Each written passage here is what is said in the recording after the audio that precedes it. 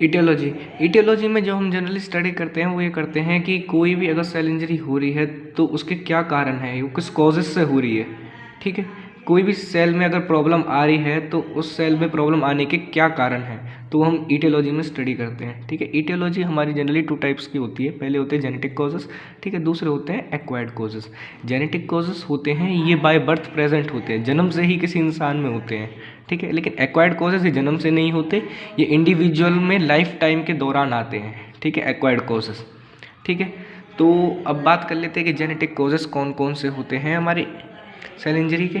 ठीक है, तो सेल इंजरी के जो हमारे जेनेटिक कॉजेज होते हैं वो होते हैं, पहला होता है हमारा डेवलपमेंटल डिफेक्ट। ठीक है, डेवलपमेंटल डिफेक्ट में क्या होता है, एरर इन मोर्फोजेनेसिस। ठीक है, देखो कोई भी अगर सेल है, कोई भी सेल है तो पहले वो छोटा होता है, फिर उसके बाद वो डेवलप होता है, फिर उसके बाद वो बड़ा सेल में कन्वर्ट होता है। ठीक है, मतलब वो डेवलप करता रहता है।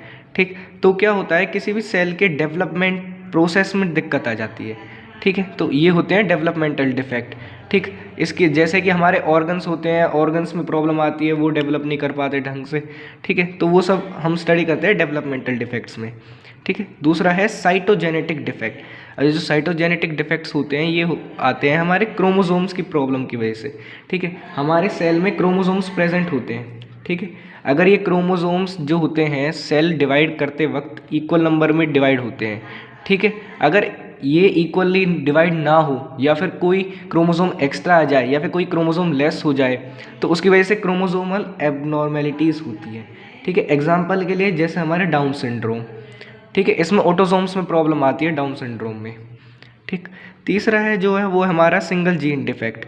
अच्छा, सिंगल जीन डिफेक्ट में क्या होता है कि कोई एक सिंगल जीन, किसी एक सिंगल जीन की वजह से ही जो प्रॉब्लम्स आती हैं वो उन्हें हम स्टडी करते हैं सिंगल जीन डिफेक्ट्स में। ठीक है, जैसे मेंडेलियन डिसऑर्डर। ठीक है, इसमें एक एग्जांपल है सिकल सेल एनीमिया का। इसमें क्या होता है कि जैसे हमारी आरबीसी होती है, रेड ब्लड सेल्स होते हैं, उनकी जनरली शेप क्या होती है, बायकॉन्केव होती है, लेकिन बायकॉन्केव से इनकी शेप चेंज होकर हो जाती है डिस्कॉइड।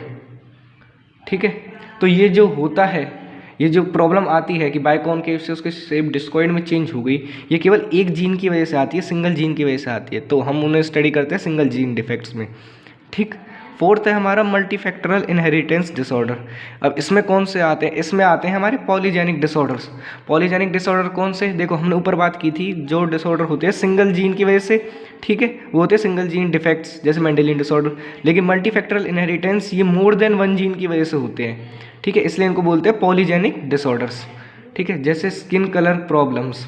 ठीक है, जैसे हमारी बॉडी का जो स्किन कलर होता है वो generally more than one gene से कंट्रोल होता है। ठीक है, हम लोगों ने देखा है कि बहुत से लोगों के वाइट स्पॉट्स आ जाते हैं या फिर डार्क स्किन हो जाती है।